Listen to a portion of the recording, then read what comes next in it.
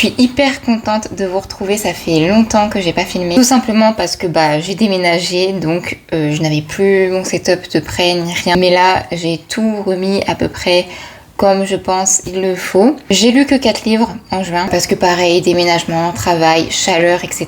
Dans l'ensemble, ça a été des bonnes lectures, que de la fantaisie encore comme d'habitude. J'ai hâte de vous montrer tout ça. Et voilà, c'est parti. Déjà, j'avais commencé avec The Night and the Moth de Rachel Gillig. C'est sa toute nouvelle duologie dans un univers gothique, sombre, et j'ai adoré. Alors, les éditeurs l'ont classé en romantaisie, mais l'autrice et les lecteurs ne le classent pas en romantaisie. Enfin, pour la plupart en tout cas. Après, tout ce qui est romantaisie, des fois, c'est plus ou moins subjectif. Mais pour l'autrice et pour la plupart des lecteurs, ce livre, c'est de la fantaisie avec de la romance. Pour moi, la romantaisie, c'est vraiment quand la romance prend le dessus sur l'intrigue et sur l'univers, et surtout quand la romance a un rôle à jouer. Dans l'univers de fantaisie, c'est quand vraiment la romance n'est pas juste une romance qui est là pour apporter des relations et tout ça, c'est vraiment quand elle a un rôle à jouer dans la fantaisie. Là, pour moi, ce n'est pas le cas. La romance est présente, mais si elle n'était pas là, ça ne changerait pas l'intrigue, ça ne changerait pas l'univers ou quoi que ce soit. Donc, pour moi, et surtout, la romance ne prime pas sur la fantaisie en elle-même. On va dire que c'est un 70%, 60% de fantaisie pour 30%, 40% de romance. Et donc pour moi, c'est de la fantaisie avec de la romance. N'hésitez pas à me dire dans les commentaires si vous êtes d'accord ou pas sur cette définition-là. Pour moi, tout comme la duologie du roi berger qui est juste ici, c'est de la fantaisie avec de la romance, c'est pas de la romantaisie. Et c'est ce pourquoi d'ailleurs j'ai énormément aimé. Il y a de la romance qui est pas mal présente, très peu de scènes de smut, voilà. C'est juste que la tension est présente tout au long du livre et c'est bien fait. Mais l'univers prime vraiment. J'ai énormément aimé découvrir Rachel Gillig avec sa plume en VO.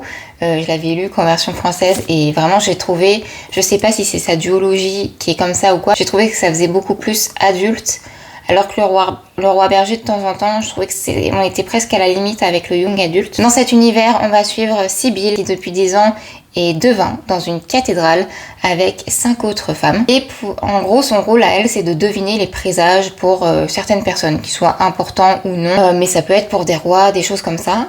Et pour deviner les présages, il faut qu'elle se noie. Voilà. Tout comme les 5 autres femmes. Elles ont toutes une particularité. Elles ont, depuis qu'elles se connaissent, depuis 10 ans, toujours eu les yeux voilés. On ne sait même pas à quoi ressemblent leurs yeux ou leurs regards.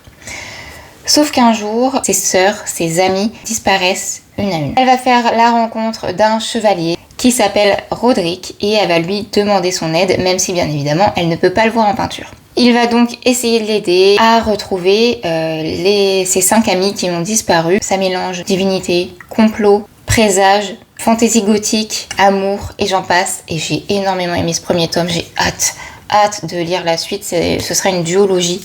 Et vraiment, c'était génial. Il n'y a pas un seul moment où je me suis ennuyée. Ça a été un énorme coup de cœur. J'ai trouvé la plume très belle, même si je suis pas bilingue.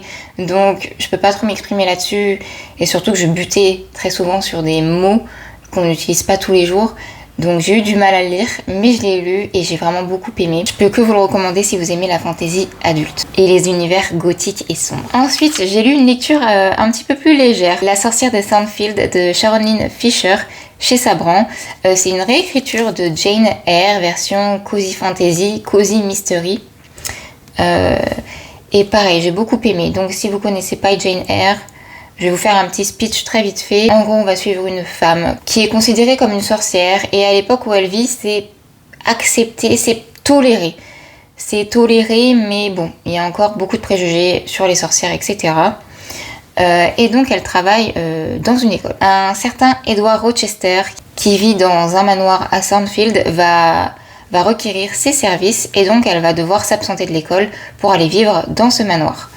Il se passe beaucoup de choses bizarres, des morts, des disparitions, des signes, et il y a une ambiance pareille un petit peu sombre, mais tout en restant quand même dans la légèreté. Et donc Jane va devoir enquêter pour essayer de comprendre ce qui se passe grâce à ses compétences de sorcière, et en même temps elle va devoir supporter Edward Rochester qui au début est très froid avec elle et découvrir ses secrets.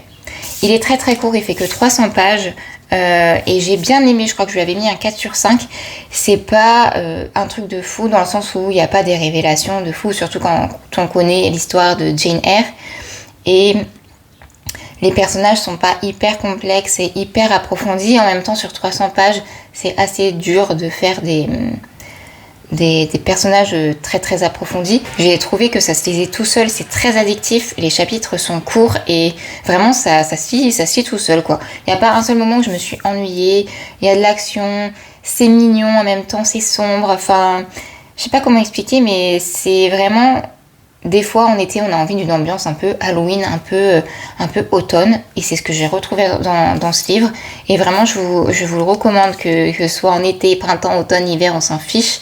Mais si vous voulez une lecture assez courte, assez sympa et sans prise de tête, vraiment, lisez-le parce que c'est trop trop sympa. Ensuite, j'ai lu La Traversée des damnés de Frances White chez De Saxus. C'est une fantasy murder mystery cette fois-ci, qui se passe en huis clos sur un bateau et j'ai trop aimé. C'est pareil, ça se passe hyper rapidement. Il a frôlé le coup de cœur, je crois que je lui ai mis 4,5 sur 5. On est dans un univers où il y a 12 provinces que vous voyez juste ici. Et chaque province a un élu et chaque élu a un pouvoir. Et ça fait depuis plusieurs siècles qu'il y a la paix entre ces provinces. Et pour que ça continue et pour fêter ça, chaque élu de chaque province va faire un voyage sur un bateau pendant 12 jours. Il n'y aura que ces élus sur le bateau. Et donc les 12 élus vont se retrouver sur ce bateau, mais on va vite comprendre que c'est pas la paix tant que ça entre eux. Il y a une énorme hiérarchie entre les provinces, beaucoup de conflits et des trahisons, jusqu'à ce qu'il y ait un premier meurtre, puis un second, etc., etc. Et donc nous on va suivre Ganymède, qui est de la province du Poisson, qui est tout en bas de la hiérarchie, qui va essayer de résoudre ces meurtres. Et donc tout le long du livre, ça se passe sur le bateau. C'est pas une fantaisie avec un univers ultra complexe, mais c'est hyper addictif. Franchement, si vous aimez les thrillers et la fantasy, mais lisez ça parce que c'est trop bien. Je me suis pas ennuyée à un seul moment. Il y a 12 personnages et on va suivre qu'un seul point de vue, mais il y a 12 personnages qui sont... J'avais peur au début parce que je me suis dit, 12 persos, ça va faire beaucoup. Et vraiment, ils ont chacun leur caractère. Et du coup, c'est hyper facile de les différencier. C'est hyper bien fait. Vraiment... Les personnages ont vraiment chacun leur personnalité et c'est trop bien. J'ai énormément aimé le personnage de l'araignée pour ma part. En fait, chaque province est représentée par un animal, mais les élus sont humains. Avec des pouvoirs, une bénédiction, mais ils sont humains. Sauf que moi, je les imaginais vraiment mi-hommes, mi-animaux, alors que pas du tout, c'est des humains, mais je sais pas, bref.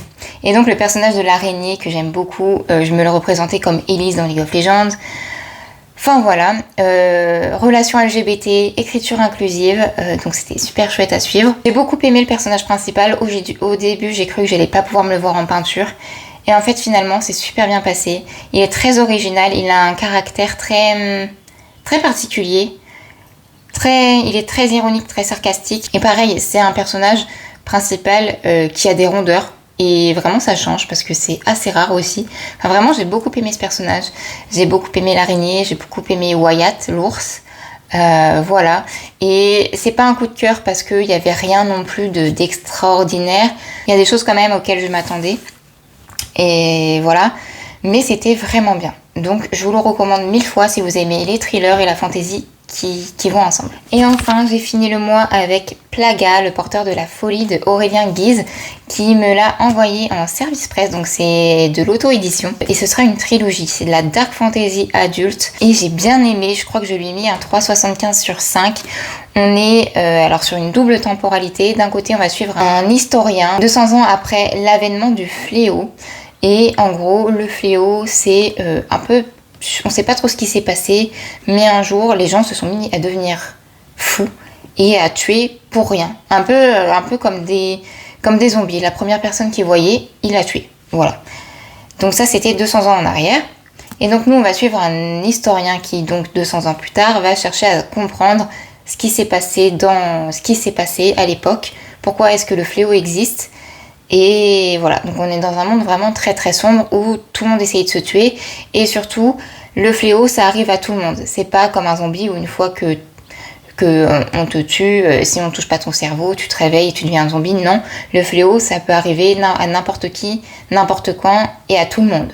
Et d'un autre côté, donc on va suivre un roi 200 ans en arrière, avant l'avènement du fléau, et pour essayer de comprendre un peu ce qui se passe à ce moment-là, comment peut-être est apparu le fléau, qu'est-ce qui s'est passé avant, tous les complots politiques, les guerres qu'il y a eu, et tous les mystères de la cour. Voilà.